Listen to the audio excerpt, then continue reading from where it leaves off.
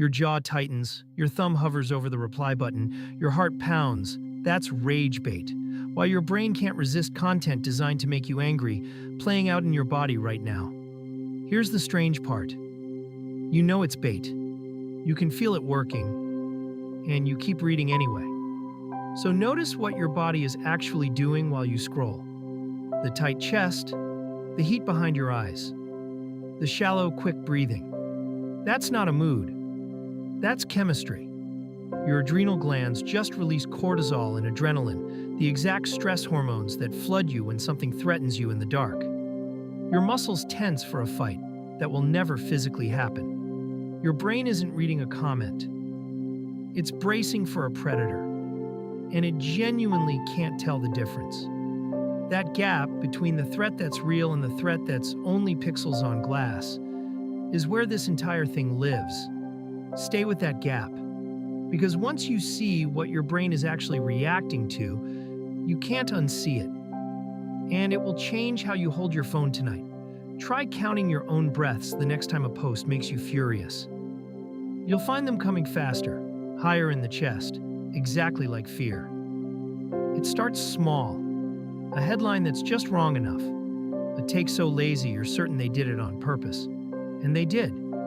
Someone wrote that to move you, not to inform you. You feel the pull before you decide anything. Your thumb slows. Your breathing shifts. You draft a reply in your head, delete it, draft it again, sharper this time. 15 minutes gone, and you're angrier than when you started. This is the ordinary version of it. The dinner going cold while you argue with a stranger you'll never meet. The group chat that quietly ruins your afternoon. The one post you swore you'd ignore. Still living rent-free in your head at midnight. You didn't choose any of this. You were guided into it. None of it was an accident. All of it was engineered word by word to do exactly this to your nervous system. Rage bait is a genre now. There are people whose entire job is to make you feel this, on schedule, for money. Notice the pattern the next time it happens. The topic barely matters. The feeling is always the same shape. Fast, hot, and hard to put down. So why can't you just look away? Psychologists have a name for the answer. The negativity bias. Put simply, bad grabs us harder than good. In a landmark 2001 review, researcher Roy Baumeister and his colleagues summed up decades of studies in 4 words: bad is stronger than good.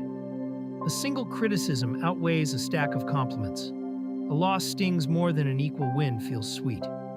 One rotten review drowns out 100 kind ones.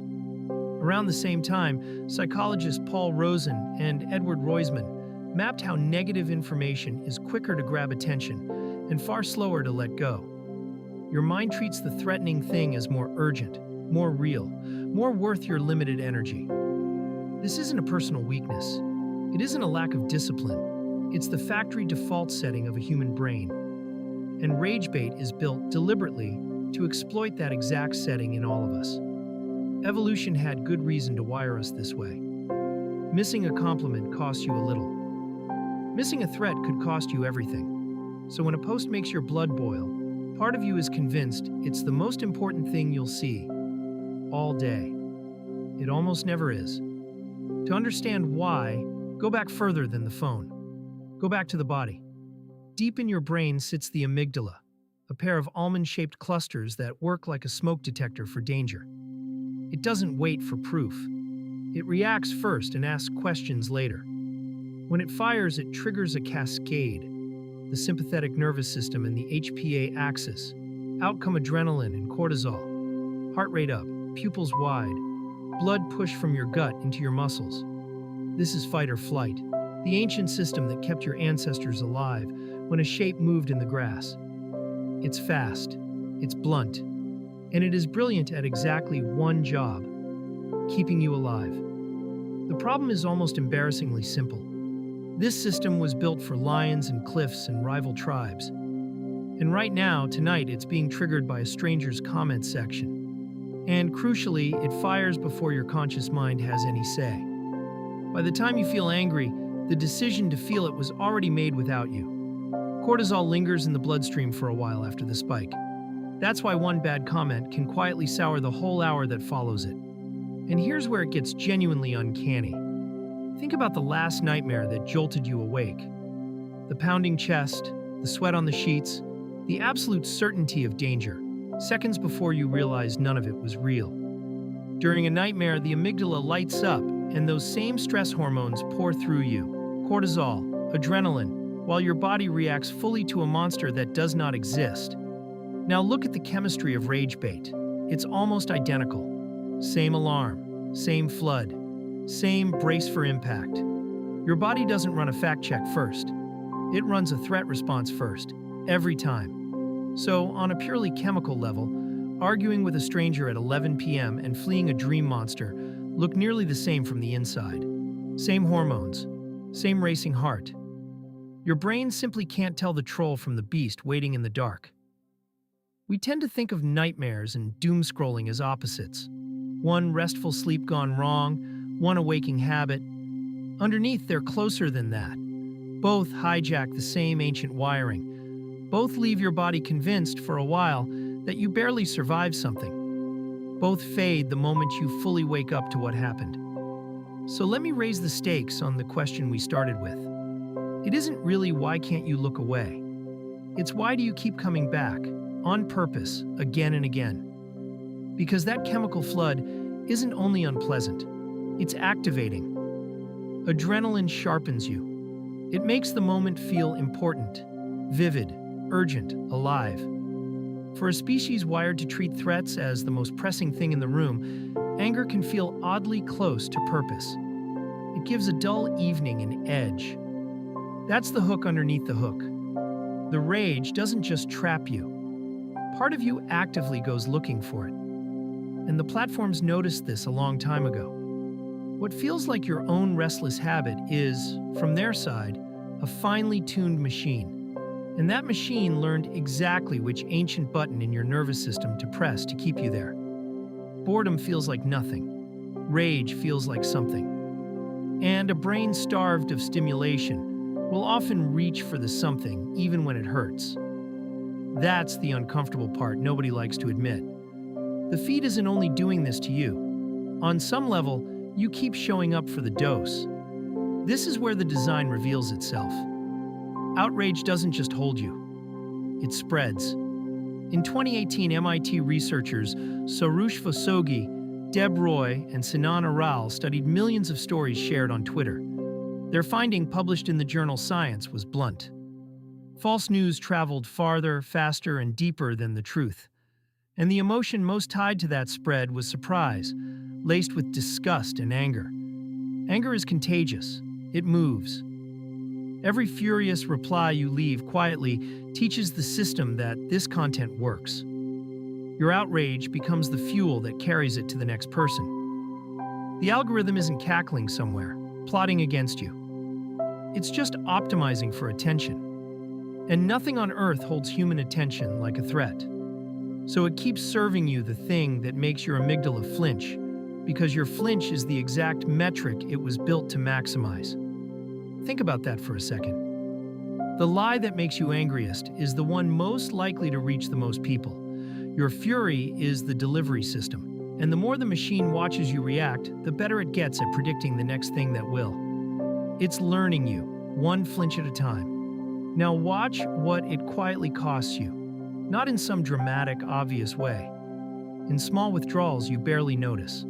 That stress response was designed to be brief. A burst, then over, then rest and recovery. But rage bait keeps it gently simmering. Comment after comment. Post after post. A low, steady drip of cortisol with no lion to run from and no finish line to reach. Your attention frays. Your patience thins out. You snap at someone who didn't earn it. You carry the argument into dinner, into the drive home, into the dark when you're finally trying to sleep. And because the fight never actually resolves, your mind refuses to close the tab, a pattern psychologists call the Zeigarnik effect, where unfinished business keeps looping back into your head. The screen goes dark. The loop does not. Sleep researchers have long linked elevated evening cortisol to a harder time falling asleep. The very content that keeps you scrolling Is the content keeping you awake? You wake up tired, reach for the phone, and start the drip again before your feet even hit the floor. The cycle doesn't need your permission anymore. Which brings us right back to 3 a.m. You told yourself you'd sleep an hour ago, but your thumb keeps moving, and you can't quite say why. Here's one way to read it. Your body is still humming with the same charge a nightmare would hand you, except you never had to fall asleep to earn it. You went and found it. You reached for it. You're chasing the exact jolt that would otherwise wrench you awake at 3 in the morning, heart hammering, sheets damp. That's the strange loop hiding at the center of all this. The nightmare and the feed run on the very same fuel. One arrives uninvited while you sleep. The other you scroll toward, wide awake with your own hand. There's a cruel efficiency to it. You've automated your own nightmares and handed the schedule to a machine that never sleeps. But here's the reframe, and it genuinely matters. None of this means your brain is broken. That smoke detector saved your ancestors' lives over and over.